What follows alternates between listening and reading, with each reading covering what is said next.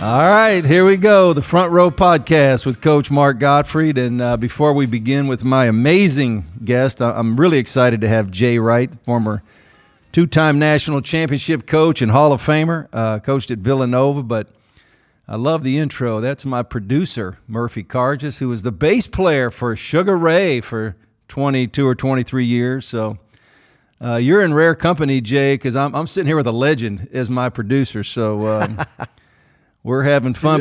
Man. He is a legend, just like you. But so right when we hop in, let me give the listeners and the people that are going to view this just a quick background.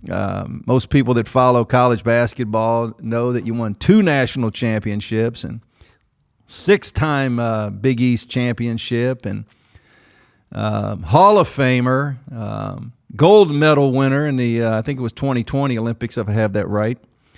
But just an amazing coach at Villanova and Hofstra, but a good friend of mine, Jay Wright. So, Jay, welcome in, man. How are you?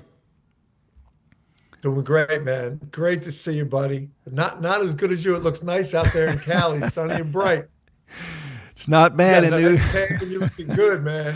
Not bad in Newport Beach. So Jay, I'm excited, man. You know, you and I go way back, and I probably would say that we probably first met maybe when you were an assistant at Villanova with Raleigh, or an assistant at UNLV, maybe. Yeah. Years and years and years ago. But boy, you just had this amazing run in as a head coach, and so many honors and accolades. But kind of just diving in here. Tell me a little bit about how did you always want to coach, Jay? Did you know it when you were young and you played college basketball? But how did your mindset of just hopping in and wanting to be a college basketball coach? Where'd that originate from? You know what, Mark? Probably just like you. Although I know you were a better player. I played at Bucknell. You played at Alabama. I never forgot this during my coaching career. I thought I was going to be a pro, which was stupid. I was at Bucknell. But I always remembered that as a coach that, like, I was so far from being a pro. But if you would have told me that when I was in college, I would have thought you didn't know what you were talking about and you didn't believe in me. So, like, I remember back then we used to have what's called the Sunny Hill College League, where all the players from Philadelphia that would go away and go to college, they'd come back in the summer, and we'd have a college summer league. You know, you'd play on different teams against each other. And all the guys I played against then, that went on to play in the NBA, I'd play against them in the college league. And I'd think, like, I can play against these guys, so I can play in the NBA. I wasn't realizing they want guys in the NBA, they're going to beat those guys, not just play against them, So when my playing career came to an end at Bucknell, and I realized, like, I'm not getting drafted, but that's the first time it hit me. I was like, I better figure out what I'm going to do here. And of course, not having any plan. And I was going to go back and be a graduate assistant at Drexel University under Eddie Burke. And I passed that up, and I went and worked for the Philadelphia Stars of the United States Football League for 1 year, and then got an assistant coach's job at University of Rochester, Division III. Mm-hmm. And I was on that job for like 2 days, and I was like, I love this, man. This is awesome. And then I knew I wanted to do it. Isn't that amazing, Jay? And I had Mike Bray, who was at Notre Dame 23 years, and then, he's with the Atlanta Hawks right now. But, we talked about it, same with Steve Lav and a bunch of us that I've had on. But, a lot of people don't realize, just like you jump in there at a Division III school, and you kind of start, and you're not making any money, probably very little money, but just the passion to want to coach. And a lot of times young coaches look at most of us that have coached at a higher level, and they really don't understand like where you started. They just would look at Jay Wright and say, hey, he's a national championship coach. I want to be like him. But sometimes they're not willing to really dive in there at a lower level or make no money. And so for you, how was that? I mean, I know for you, like you said, it was just the passion to want to coach. But talk about that when you first started, you're not making much money, and here you go as a college basketball coach. Mark, I was so naive, man. I had no idea. As I said, I worked in marketing of United States Football League team, and I was playing. We played spring football, USFL, and we would have a team of the football players and me, and we'd go play against charities, and I'd be playing all the time. I was still playing in men's league and just missing basketball, and I don't know if you remember Pat Flannery, was the head coach Yep. at Bucknell. Hmm. He was a senior when I was a freshman at Bucknell. He got offered the job at University of Rochester, Division III, but he was a Division I assistant. And he said, you know what, I can't take that job, but I know a guy that would be great. And he called me. He's like, you'd be great for this. And I never even thought I could get a coaching job. So when I got the job at University of Rochester, it was $10,000 a year. I was assistant varsity coach, head JV coach, and assistant intramural director. And it was $10,000, and the contract only went from September to June. So June, July, and August, I would just go work basketball camps everywhere, across the Northeast. But at the time, like, I thought I was hot shit because I was because I was a Division III assistant. I was a coach. I was actually getting paid. I was getting paid.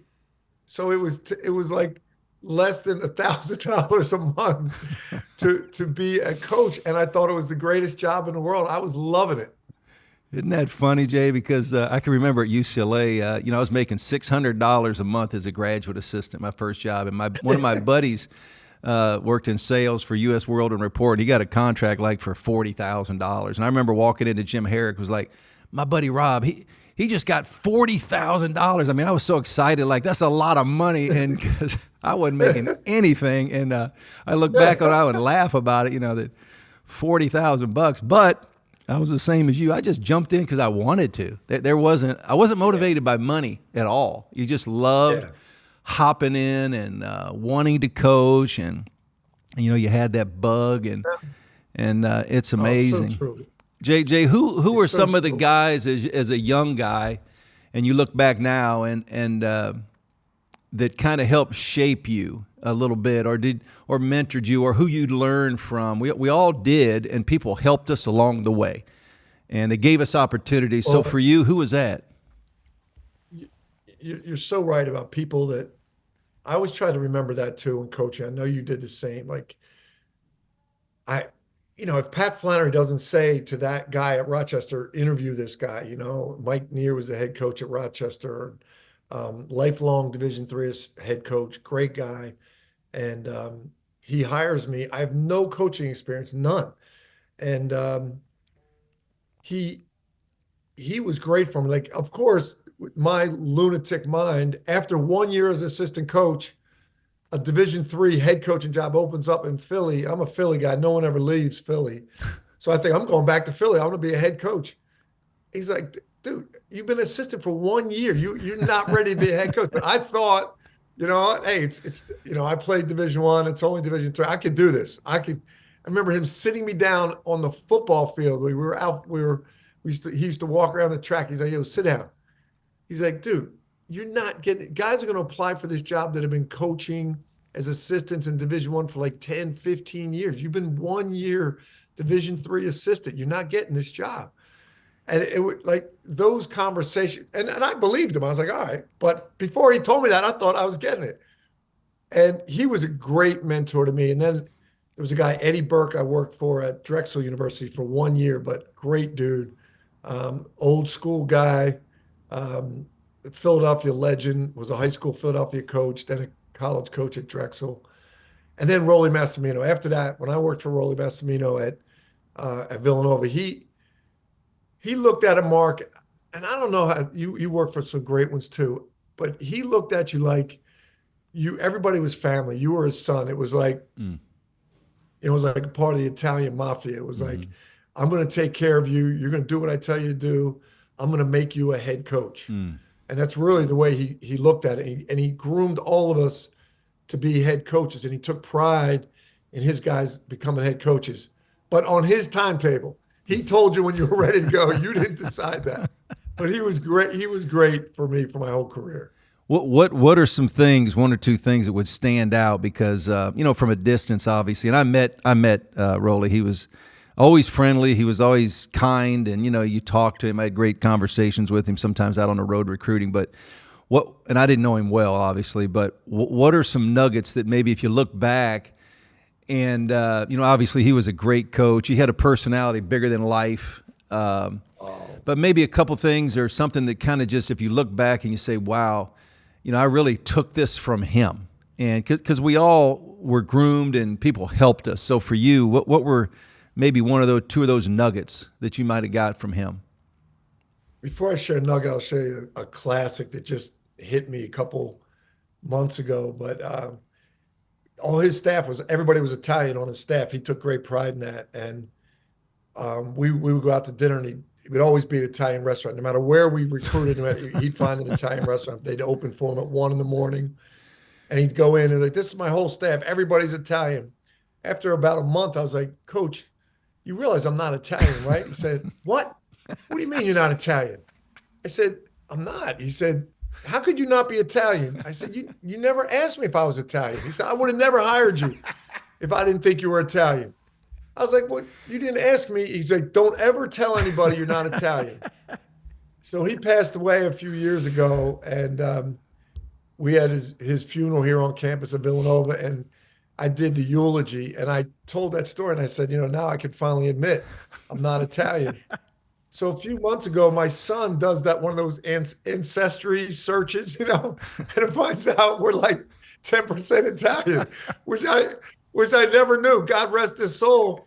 He made me lie about it for like 15 years. And I wasn't lying. But he was family, man. He taught me, like, your team, your staff are family. You include your family in that family. You include them in your family. And he really ran his program that way, really did. And we tried to. And basketball wise, his preparation was off the charts, man. Like he just really worked on preparing for each game. I simplified a lot of what he did. He had like 75 different defenses, and I always felt like he confused our team as much as he confused the opponent.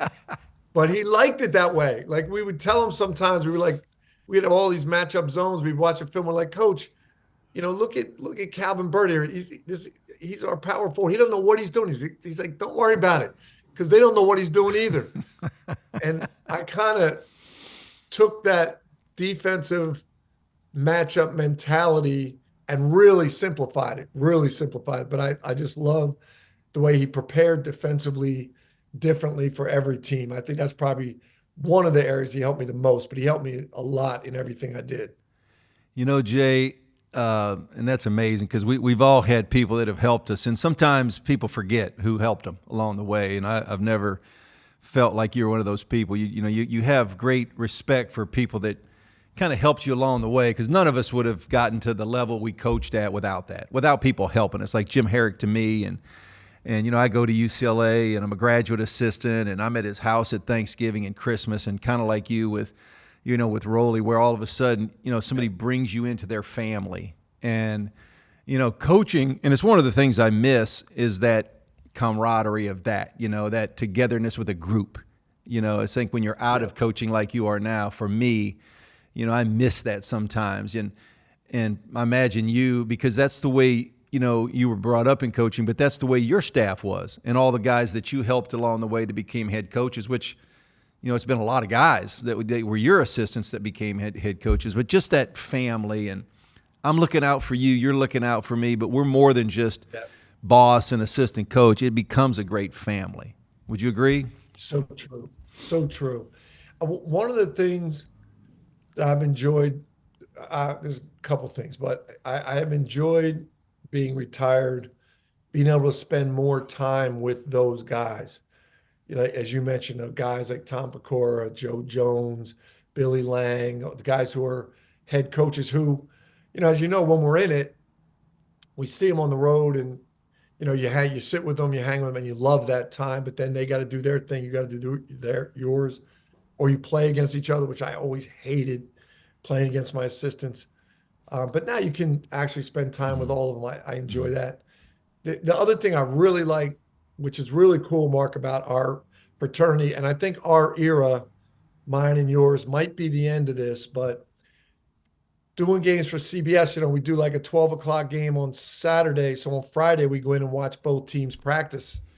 And so I'm getting to see all these guys of our era that are still coaching, and even some younger guys that we all knew growing up, that don't look at me as a competitor anymore. And they kind of look at me like a psychologist that they can talk to. That's crazy as this is right now. Like, I got somebody that'll actually understand what I'm going through.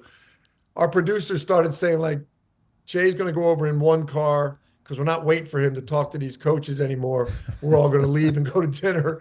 He can be, because all the coaches are like, yo, can you stay and talk? They just want to just empty their brains because, it's so crazy and they don't really have anybody that understands it, especially guys of our era. But I've really enjoyed getting to listen to these guys and talk with these guys and hopefully be a little bit helpful. But it's to your point about the coaching fraternity. I don't know if the younger guys, and it's not their fault, I don't know if they're going to get to enjoy that because it's such big business. They're competing against each other. They're stealing each other's players, and that they have to. Back in our day, like if someone transferred, if it was your guy, like I'd call you and be like, "Hey, do you realize that this guy's thinking about transferring?" You'd be like, "Yeah, it's cool. It's all right." I mean, are you sure? You would check with guys. Now they can't, and you can't do your job if you do that. But I still really enjoy that coaching, and being on here with you today. I that's the part I really loved about coaching too, that I still get to enjoy in retirement. And when you're a head coach, like you were for so many years, and you have the assistants to become head coaches, different out, and they're out there doing their thing. It's almost a little bit like, not the same, but you have children, and you're kind of a father figure. And I was young; I would look to the older coaches, and now we're in that group as the older guys now. But you look, and I knew how I looked to people. I looked up to certain coaches, always wanted to grab a nugget or just one thing that might help me, but. Now that I have guys that became head coaches along the way in Division I, you have too, but it's almost a little bit like kind of a father figure to them. You're now there to help or to guide, or if they call you on the phone and hey coach, or hey Jay, I'm struggling with this, or I've got a player that's really whatever the issue might be, and it's kind of rewarding, and I'm sure for you with all the success you've had is to try to help those coaches too. Because there were people that helped you along the way. Maybe it's one conversation, two conversations, and you might grab a nugget. So for you, that was reward. It's rewarding for me now, and I'm sure you feel that way because you helped so many guys and are still helping guys along the way. It's also, I liked it the other way though. I liked being the young guy, like asking. I loved like looking up to Jim Herrick. If I'd see. If I'd see you and you'd be with Jim, and Jim Herrick would give me, and he was great that way, as like he'd just give you a little, "Hello, coach, how you doing?" And hey, you guys did a good job. You were so excited, like Jim Herrick talked to you when you're assistant coach, or you'd see Bobby Knight on the road or Mike Krzyzewski or something. It was all, I loved that. I loved that thrill. Now that we're the older guys, I kind of feel like, damn. I think I know I want to be able to give them the knowledge I can, and I try, but I liked it the other way. One of the things that's kind of wild is being retired here at Villanova, finding the right balance with Kyle Neptune, who's now the head coach. And he was my assistant for such a long time, and he's like a little brother, and I love him, and we talk a lot, but just having that balance of telling him, you got to be yourself. Like, don't look for my approval. Don't, if I give you a different answer, don't think that's the way you got to go. You got to do it your way.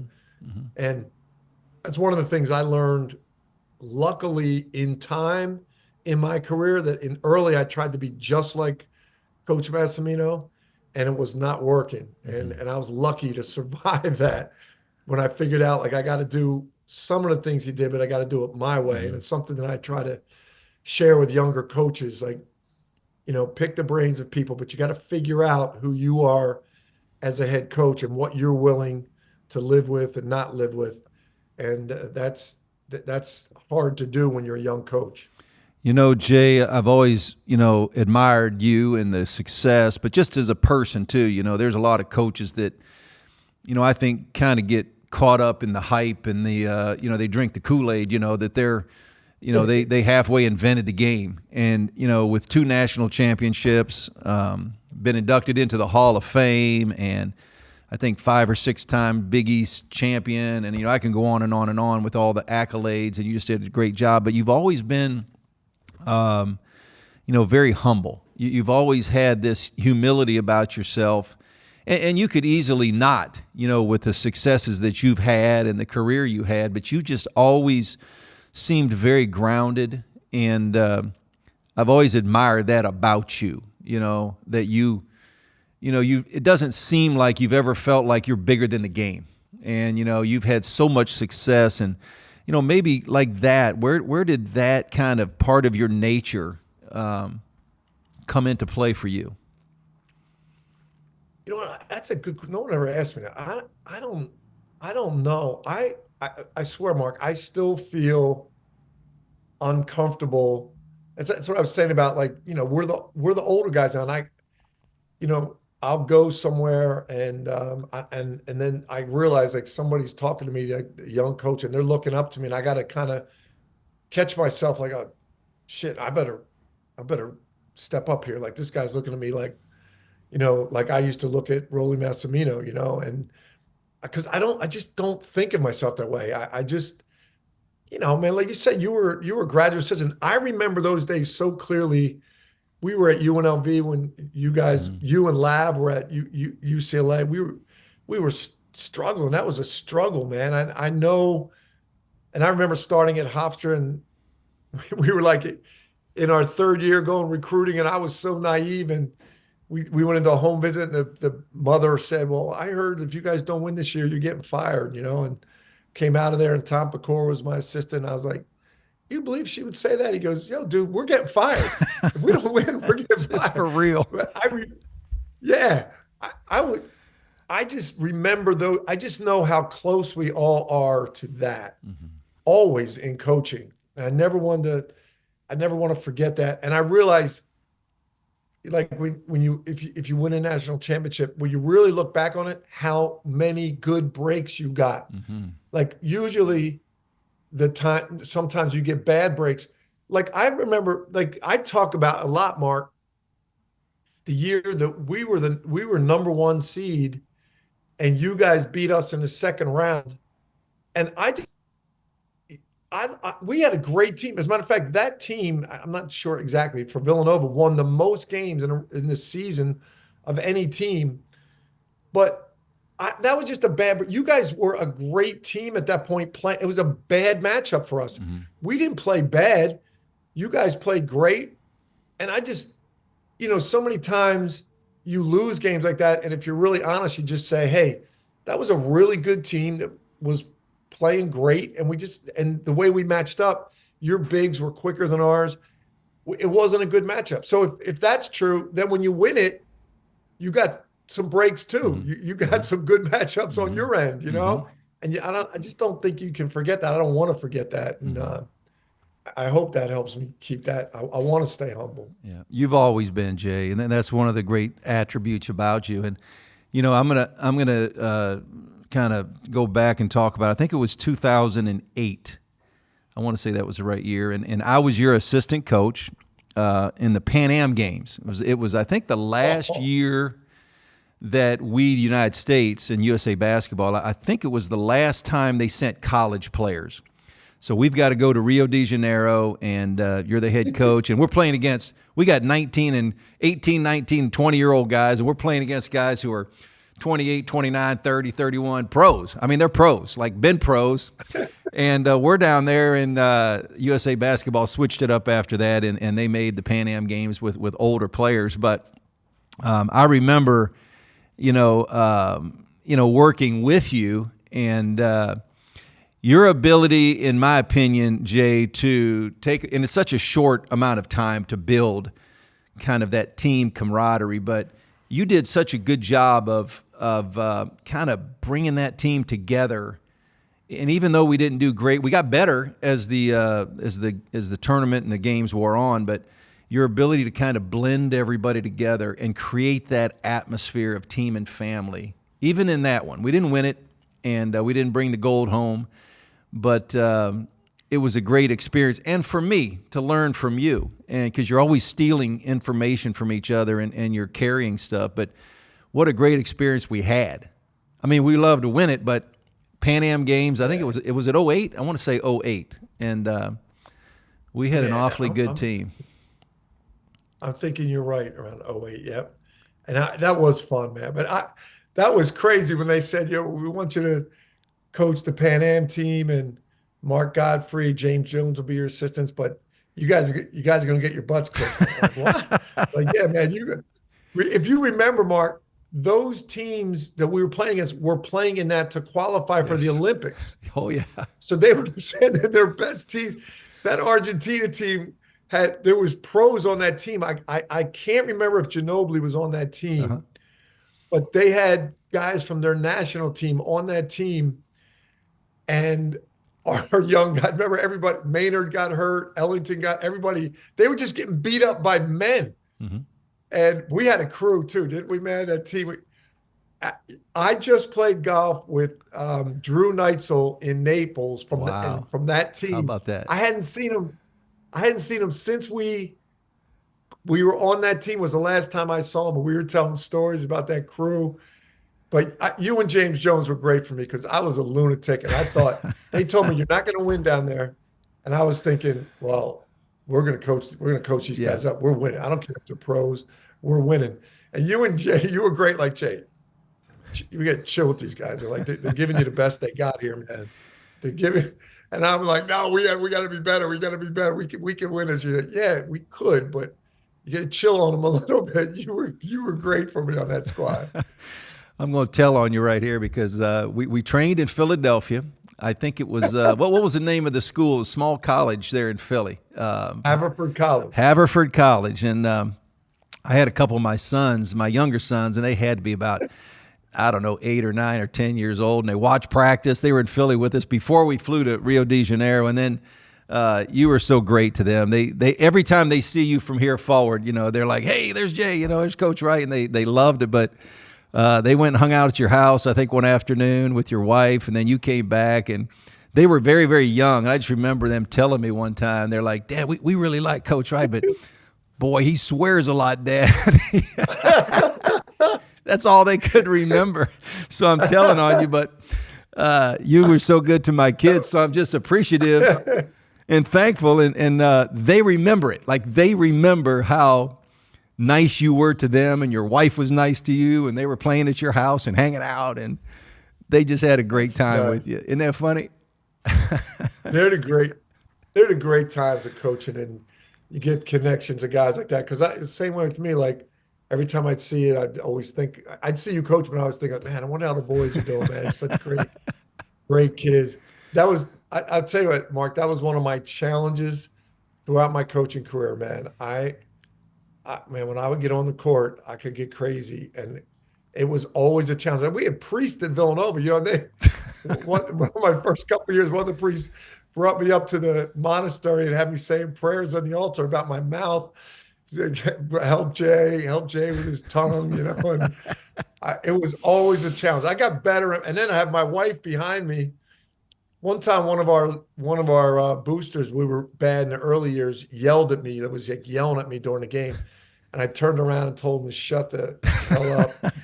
And the guy, he was sitting near Patty, and the guy started crying, and I didn't know that. And I got home, and we lost the game. I was all upset, and Patty's shaking her head at me. She's like, the guy's name was Beefer. He's like a legendary fan. She's like, you made Beefer cry. Call him on the phone. She made me call him. I had to apologize to him for my mouth. It was always one of my challenges, man. I got better as I got older, but still a challenge for me. That is so funny. All right, so take us to, you mentioned the year I'm at NC State. And we were fortunate. I think we were the 8-9 seed, and I'm trying to remember who we beat. I want to say it was LSU. LSU Beat LSU with Ben Simmons, and yeah. I want to say it was Ben Mark, Simmons. I use that game. You lead it up, but I just don't want to forget to tell you. There's so many things about that game that I learned that helped us later.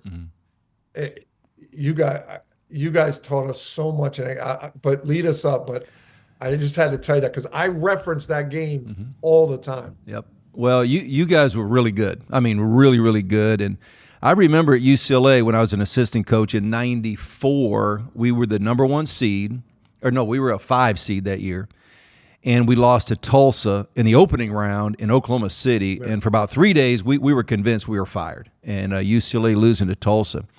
But that loss of '94, I think, catapulted us into '95 when we won it. So here we go. It's 2000, I think 15 or 14, 15. And I'm at NC State, and we play your team. Your team's really, really good. And we just had one of those runs where we got hot late in the year. But do you think potentially the loss in that year, was I don't want to, but it kind of catapulted you because the next 2 years you're back-to-back national champions. And sometimes it's a loss like that really galvanizes your team or motivates your team. And because it was an amazing, right after that, what the run you guys had. Yeah, it was, as I said, there's so much about that game.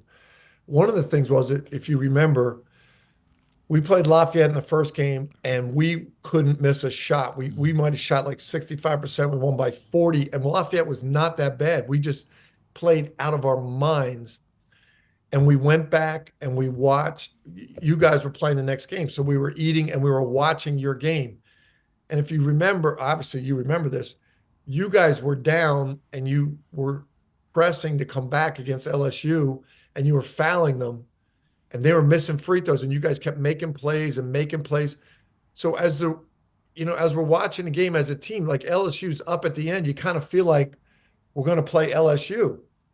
And then you guys battle back. It was like a crazy comeback, right? And battle back. You beat them, and no one said it, and no one, but you kind of felt like, well, they really weren't supposed to win that game, and LSU was winning. So, no matter, you don't say it, no one says it, but as I looked back on it, I felt like they, you're watching film, but they watched that, and then we get into the game with you guys and we get smacked in the mouth, and you guys are playing great. And it wasn't underestimating at all. It was playing so great against Lafayette, probably thinking that we were a little bit better than we were. And then watching that game, thinking we're playing LSU, and then like, okay, we're going to play NC State. And that was a physical. You guys had a great team. And who beat you after that? Kansas. We played Kansas in the Sweet 16, and that's when they were really, really good, and had a chance against them. We went right to the wire in St. Louis, but we were so excited to beat your team because we thought you guys were just so good and were playing so well. And again, you're a 1 seed. So I think you might have been the one of the ones. Were you the one of the ones? Yeah. Yes. So that was, so, I mean, I learned so much from that game. And the other thing I learned was like, we were the 1 seed. You guys, I think, were the 8 seed. And really in that game, it was a close game, but it wasn't like you played out of your minds, and it wasn't like we played bad. We both played well. You guys just made plays down a stretch, and you guys were playing really well. And I think you guys battled through the ACC tournament. You battled through your LSU game. Our game against Lafayette, we kind of cruised, and I didn't think we were ready for that fight because of the way we played in the first game. So one of the things, there's so much from that game, but one of the things I learned was we never watched together as a staff and a team because we were watching your game and we were talking. So as we're talking, LSU's winning. We're going like, look, see how LSU does this, see how LSU does that. And we're talking about LSU, which we never should have been. Then they start missing free throws. We start saying towards the end, like, yo, all right, everybody get ready. We might be playing NC State. That was stupid. We never did that again. Like we always went back. We had the players go to the room, watch the games by themselves, staff watch it by themselves, so that we never did that again. But we learned that from that game. And the other thing, that was the second year in a row. The year before, we were a number one seed. We lost to Connecticut in the second round. They went and won the national championship. Then we played you guys. We were the number one seed. Right. We lost to you guys. So the next year, nothing mattered to anybody in our program except getting past the second round because we lost 2 years in a row. And we were playing Iowa in the second round the next year, and everybody was so nervous, man, because we had lost 2 years in a row in the second round. And I admit, I was nervous as hell. Yep. Our players went out with, that's like you never know about your guys. They played but we were up like literally 35 at halftime, and Iowa was really good. And I was so nervous about like, are we going to be worried about losing in the second round? The kids didn't even care. They weren't even thinking about it. All the alumni, fans, media, me, the coaches, we're all worried about it. They could care less. Didn't bother them at all. Jay, you had an amazing run after that, and you go back to back, which Actually, there was 1 year in between. That 1 year in between. That's right. Got 2 national champions. And we lost in the second round again in 17. As the number one seed, we lost in the second round again. Yep. The tournament is such an interesting thing because all eyes in America are on it. And I tell everybody all the time, it's the greatest show on earth. People are so interested in the tournament. Everybody's got a bracket. But sometimes it's matchups. Sometimes you just play well. Sometimes you just make a shot or miss a shot. But, I can remember, and I'm sure you've been asked this 1,000 times, but, when you won it, I think the first time, you were just so calm. And, I'm an emotional guy, and I'm over there, and I can imagine if that's me, I'm probably jumping up and down, acting like an idiot. But you were just so calm. And I'm curious as to why and how you just stayed so level, even as the clock ticked down. Well, you made a shot at the buzzer, but anyway, you just, it's amazing. Where'd that come from, or how was that, Jay? Because a lot of guys couldn't do that like you did. I'll tell you what, Mark, honestly, again, I go back to that game in 15. We never talked about winning championships. We never talked about Big East championships, tournament NCAA champ. We always talked about getting better the next game, learning from the previous game, getting better. And I would always tell them, at the end of the year, we'll have a team meeting and we'll put up on the video screen all of our accomplishments and we'll talk about it. And we'll sit and we'll enjoy it and we'll talk about it. But there's no time during the season. It's a waste of time to talk about that stuff during the season. Let's try to get better each game. And in that game, we had a 10-point lead with like 3 minutes to go. And we did some really uncharacteristic things. And it looked like we were choking, and with 14 seconds left, we were up 3. And as you know, the only thing you can't do is give up a 3. We got a guy go for a steal. Marcus Page hits a double clutch 3. We give up a 3. Yeah. There's 4.7 seconds left. And we had this code word. We used attitude, which meant just say attitude to each other. That means like, hey, we screwed up. Whatever happened in the past, it's over. Let's keep a clear mindset, a good attitude going into the next play. And after we did that, our guys were coming to the bench, and the bench was standing up going, attitude to the guys on the floor. The guys on the floor were saying attitude. And I thought to myself, shit, man, like if these guys get this now, like we could be like the laughing stock of America. We just blew a 10-point lead. And if they still get this, because we wanted them to take it into life, you can't control what happens to you, but you control your attitude. It sounds crazy to say, but I realize now that I'm out of coaching how messed up I am. I didn't care. At that point, I was like, if they get this for life, I'm good. These guys, I know they're going to come out of this huddle, they're going to execute with a clear mind. I don't know if the shot's going to go in or not. That's God's will. But I'm so happy that they all get this concept of attitude and control what you can control. I'm so proud of them. Whatever happens, happens. And then the shot goes in. I'm just like, what the hell, man? What else could happen? And then I turn and Roy Williams is right next to me. And then I felt like, damn, that could be me, man. I Right. felt so bad for him. Right. He must have been like walking down because right when as soon as it came in, I turned around, he was right there. And he was great, and he had already won one. So he's like, hey, I'm happy for you, man. But I felt like that was all in God's hands. Now, Mm-hmm. afterwards, I was so happy and Right. thrilled. But Right. at that point, that's what I was thinking. It's amazing, Jay. I think if I can remember, they lost to you guys. Which, if you're them, Marcus Page hitched the shot for North Carolina, and and they have to be thinking, hey, we're, a handful of seconds away. If we just defend, we're going to be national champions. They're right there. Yeah. And then I think they Yeah. came back, and I want to say they won it or got to the Final Four. I think Yes. they won it. No, they won And it. a You're year or right. two after that, I'm scouting for the Mavericks, and I remember sitting in the crowd, at North Carolina. They put the scouts just randomly seats, around the arena. And I'm sitting there in the Dean Dome at Carolina, and I've got an elderly woman to my right.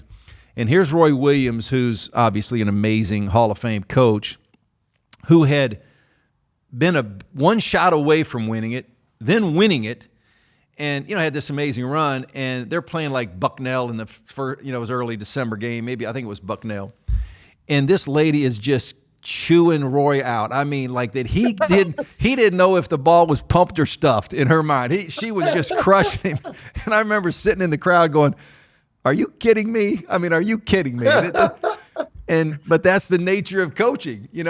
There's probably people out there, they're crushing Jay Wright, like, whoa, he gets beat by NC State. How does that happen? We're so good.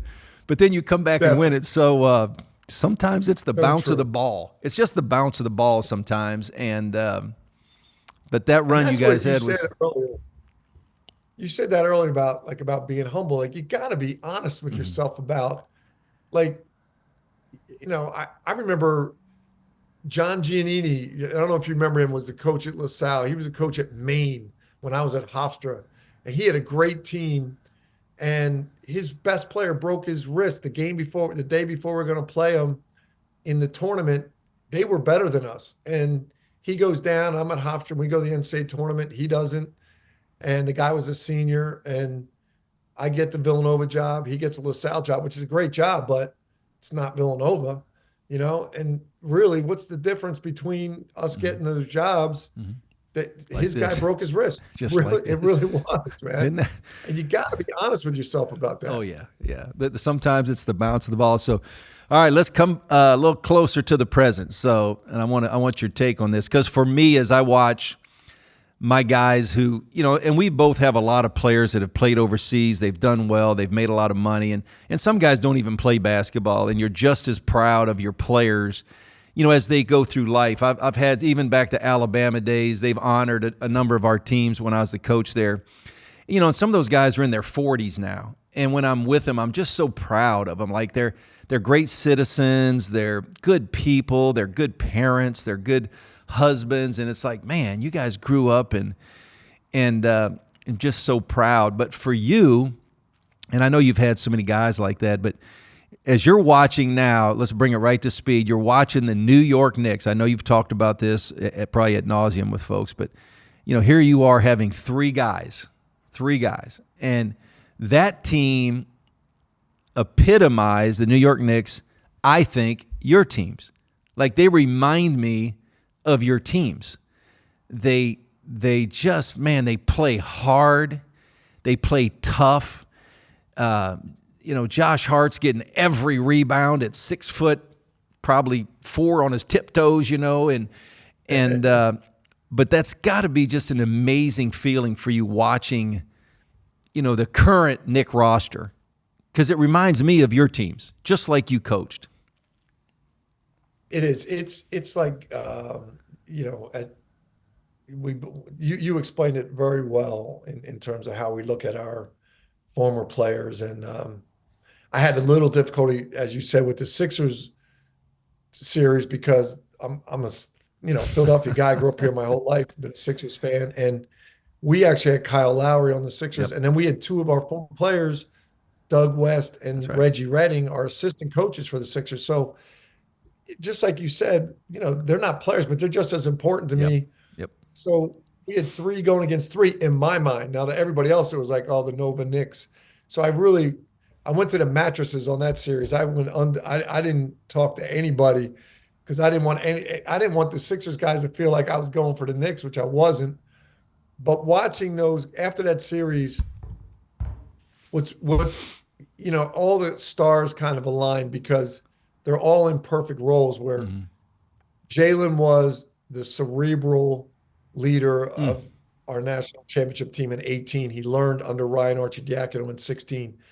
It's not just how he plays, but it's how he treats the other players on his team.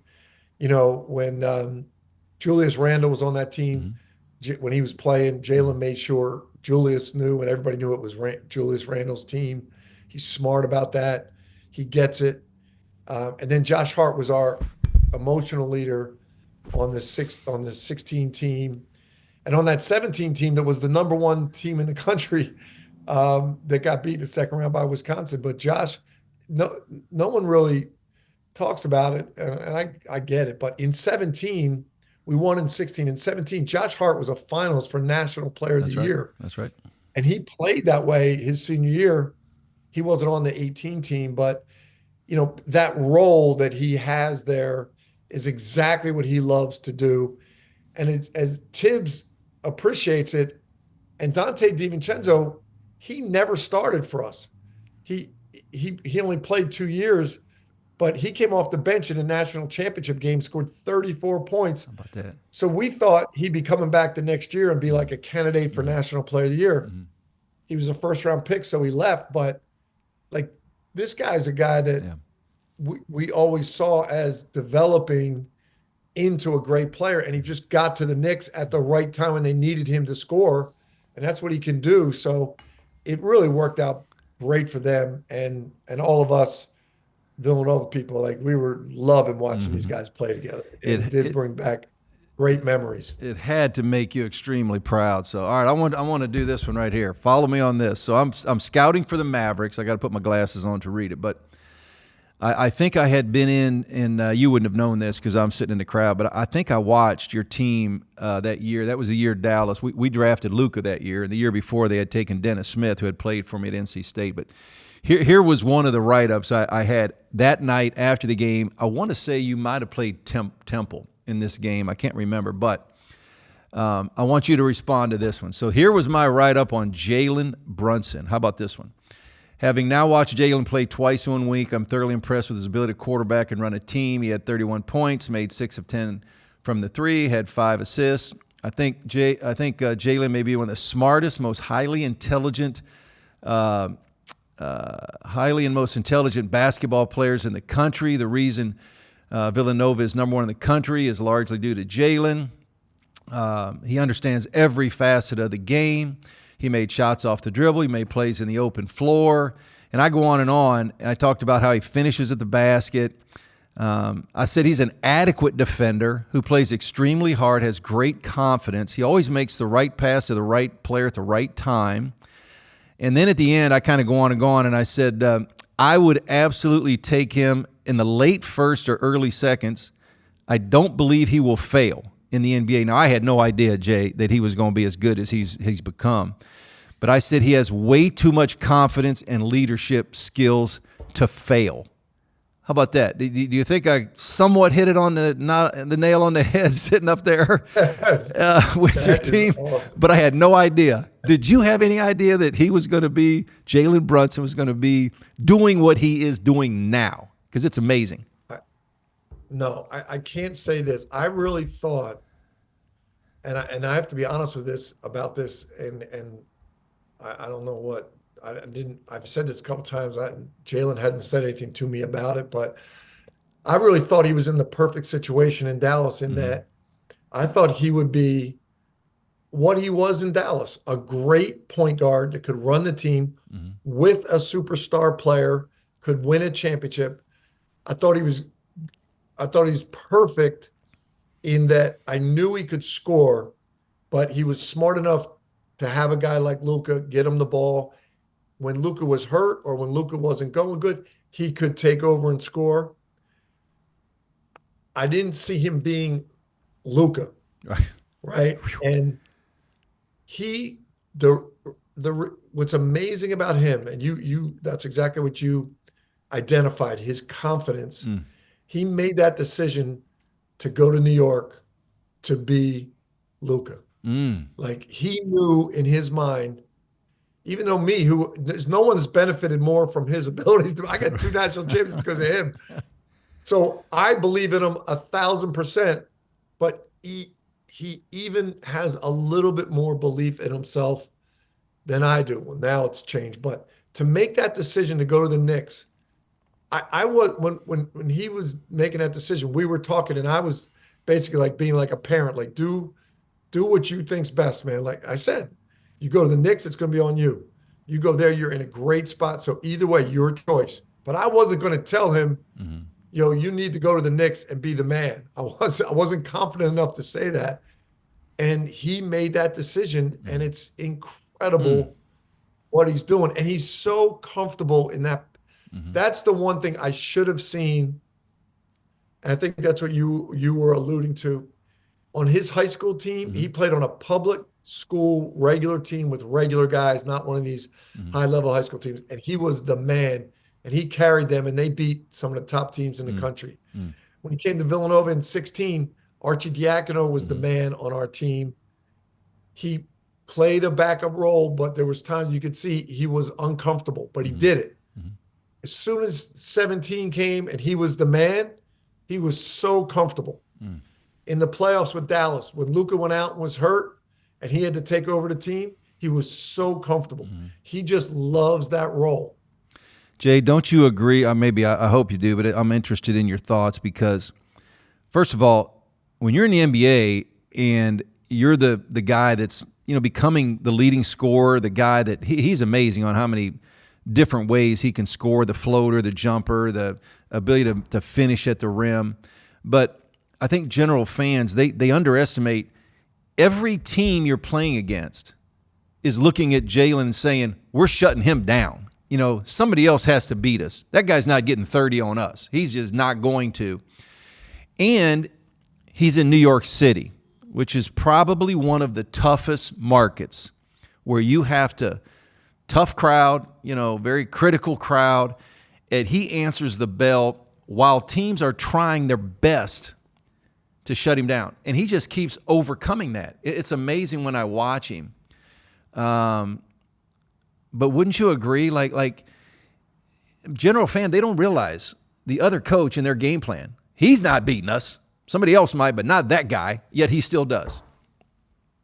Mark, that's so true, man. I think about that, and I even still, again, like I'm his biggest fan, but I remember last year in the playoffs with Miami, they were loading all 5 guys at him, and I only went to one game. I went to one game at the Garden, and I'm saying to myself, I even talked to him about it. I'm like, dude, sometimes you just got to know they are putting everybody loaded up to you. You're not going to be able to get a shot. You just got to get other people's shots. And he's like, I know. But he yet still finds a way to never, what he does that's so incredible is what you explained, night in and night out to do that in the playoffs too. But the way he does it is he never misses an opportunity if it's there. Like he never takes a possession off. So if he's in transition and they don't load to him, he's going to beat you. If he's in pick and roll and you hedge too far, he splits you. If your help comes late, he shoots the floater. He never misses the opportunity. He doesn't get lazy to say, like, you know what, I'm not going to try to score on this position. He's on this possession. He's always looking on every possession to score. And if it's not there, he gives it up. But it's incredible, man. It is so, and I don't even know if college people, coaches understand, like, in the NBA, those guys are so committed with scouting and film work and playing a series where you play the same team over and over. They're so committed to stopping him. For him to score 30 and 40 is unbelievable. Every night. It's crazy. I know some of that, like with him. People that have done it. Some of that, you're born with this kind of confident nature, and obviously his father played. But, Jay, playing for you had to have some influence on bringing that out in him. So, that's a credit to you as well. So, but talk to me about this one too, because I'm curious. I've asked this question to Jim Boeheim, and I had Gary Williams on, and so I was curious about this. But you had to get a phone call one day. I don't know if you knew it was coming or not, but the phone call that says, Jay, you're going to be inducted into the Hall of Fame. That call. And that had to be just an amazing moment. And such an honor, and congratulations to it. But talk to me about that one, because that has to be so amazing. Yeah, it's just one of those things. Like you think you dream about sometimes. Man, I'd love to be a head college coach. You dream about, wow, it'd be cool to win a national championship. Like I can tell you honestly, the thought never entered my mind. I don't even know if it's because I didn't follow it enough, but I don't know. Like one time after we won the second national championship, somebody said to me, like, you're going to be in the Hall of Fame. And I was like, what? Like, yeah, you won 2 national championships. I'm like, it never entered my mind. So when, the process is long, like they tell you you're a finalist. So you're kind of prepared for that call, like, whether you're either going to get it or you're not going to get it, when you're a finalist. But it's so, I still don't even count myself as part of those guys, Mark. Like you go to the Hall of Fame event, and Bill Walton just passed away, and be sitting with Bill Walton. I was sitting with Bill Walton and Bill Russell, and I'm like, what am I doing here? This is unbelievable. I come back and I tell my buddies, like, yo, we were sitting in a room. It was Kevin Garnett, Bill Russell, Bill Walton. It was unbelievable. Like Hall of Famers. One of the guys goes, well, you're a Hall of Famer. Right. Like, yeah, but not like those guys. It's not the same. But that's the way I look at it. It's so much fun anytime you go up to any of those events and you're a part of it. Jay, you've had this unbelievable run, and I ask people this question all the time because, and like I said, I've always admired your character, and I've always rooted for you, even though we had to play against each other a few times. But like with your own children, and I've got 5, and they're grown now, they're older. But I've always asked guys, if you could breathe or gift into your children, like any characteristics, if you could say, okay, I want you to have this, this characteristic in your life, knowing you and knowing who you are, talk about some of those. If you could just gift them, parenting's hard, but if you just gift things to your kids, yeah, what characteristics would they have? I would give grit and attitude, like just understand. And we, like our kids who grew up pretty nice spot, so I'd always try to tell my wife, if they had difficulties, if things were tough, I would say, like, this is good for them. Like growing up in Villanova on the main line, like where Villanova is like Westwood, it's la la land. So like any adversity they hit is a good thing for them. Like let's let them go through, and let's be thankful for it. Have some grit and learn how to fight through things, and then understand your attitude. You control your attitude. Like sometimes things happen to you in life. A lot of things happen you don't control, but every day you wake up, every new situation you go into, you control your attitude, and you want to go into it with a positive attitude. You want to be one of those people that other people want to be around because you have a positive attitude and a positive approach. So I try with our kids. I think, thank God for my wife, we've done a pretty good job. I'm sure an amazing job.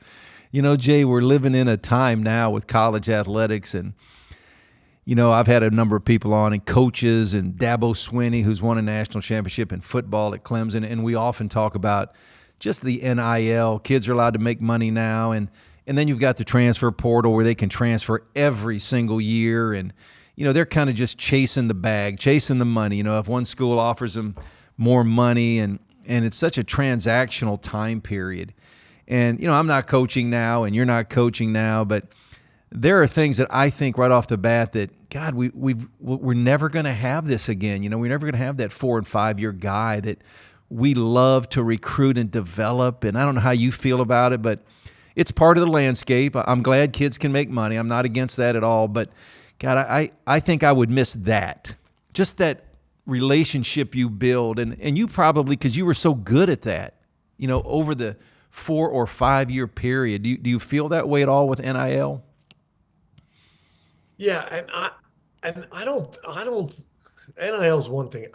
It's the transfer portal. Right. It's every, let the kids make money. That's good, but the fact that every year we just talked about what do you want to give to your kids? Grit. As soon as one little thing doesn't go a player's way, there's gone. And it's not all the kids' fault. There's so many people around them telling them, well, you leave. We'll get you somewhere else where it's better for you. It's easier.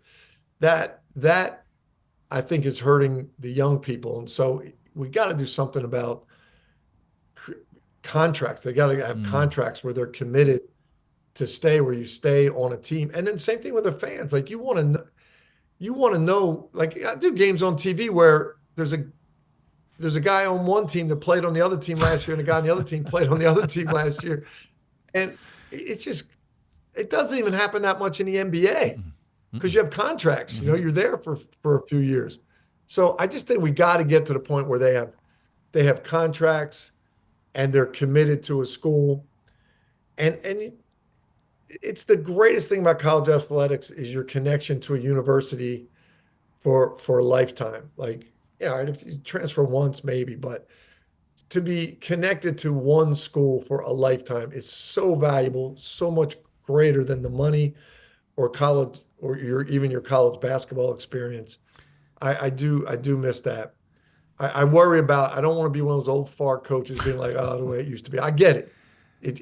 We got to have the change, but you got to have some sense of loyalty, even if it's through a contract where you're going to be with the team for 2, 3, 4 years.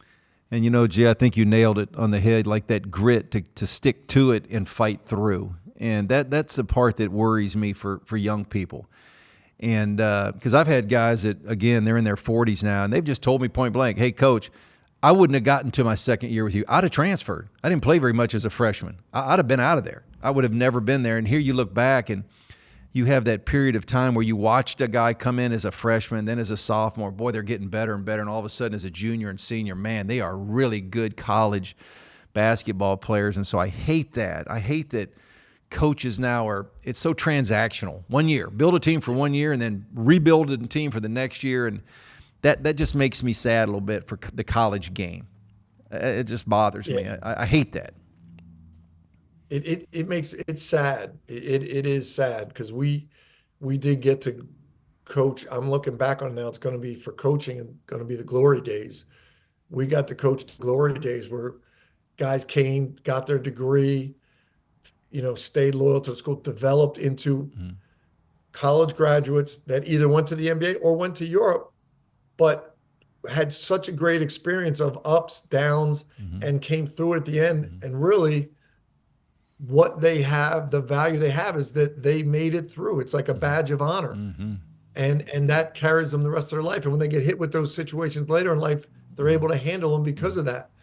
And that's the sad part. It is sad. Where do those kids get that education now? Yeah, and I'm sure they're going to miss it. So as we close, Jay, I got to ask you this one then. And man, I've loved having you on because, like I've said, I've had such great respect for you. But you've won 2 national championships, and a few years later, kind of surprising, but maybe not so surprising. But you're still young, and I'm young, and I know there's a lot of life left in you. But you came to a decision that you were done, and that had to be kind of bittersweet. You were so good, and you still are, and amazing coach. amazing impact on all these young people, but in your gut, did you just know it was time? And because when I talk to people about Jay Wright, that's always the question. Like, wow, he was kind of young, and bang, here he goes. It's time to step away. Talk to me about a little bit about that decision. Yeah, I started to feel it coming, Mark, where everything I did in coaching was just so natural, so I wouldn't say easy. I just believed in everything I was doing. I was all in, 100% in. I used to tell our players, you either got to be 100% in or you're against us, one or the other, and demanded 100% of everybody on our staff, our players. Like I said, they were part of my family. My family was a part of our team. The last couple years, it started to get like, I had to force myself to come in. I was starting to get a little tired. And probably what opened my eyes is we had the Olympics in 2020, got canceled with COVID.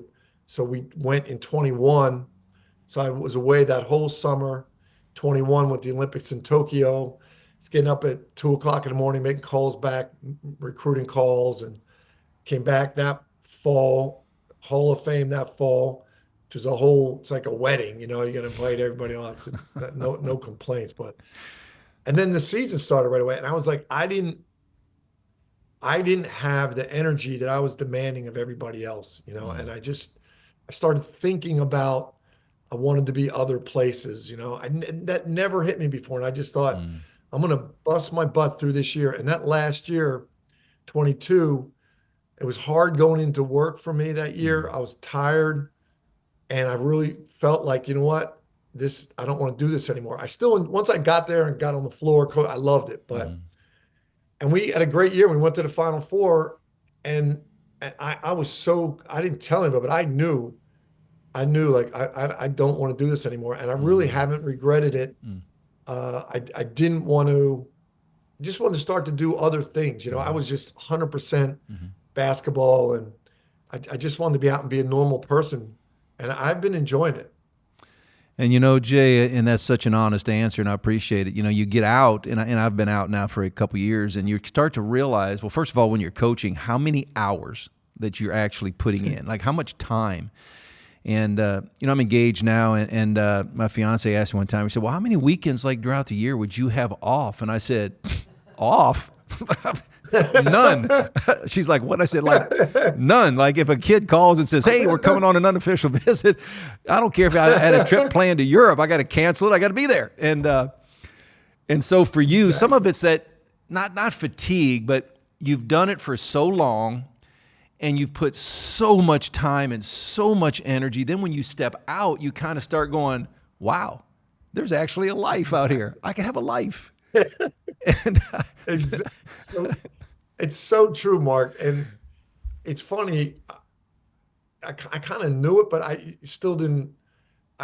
There were just simple things like, it'd be Sunday, and I just want to be with my family and watch the Eagles game, but yeah, we had practice, or like you said, a recruit says he's going to take an unofficial visit, and you say to your family, all right, I'll meet you at 1:00. We'll watch the game. And then the kid says he's coming, and he gets there late, and so you miss, I mean, we all laugh about it now, but we all did it for like 40 years. It's crazy, but I wouldn't trade it at all. And thank God for my family. They put up with it, but I do look for that.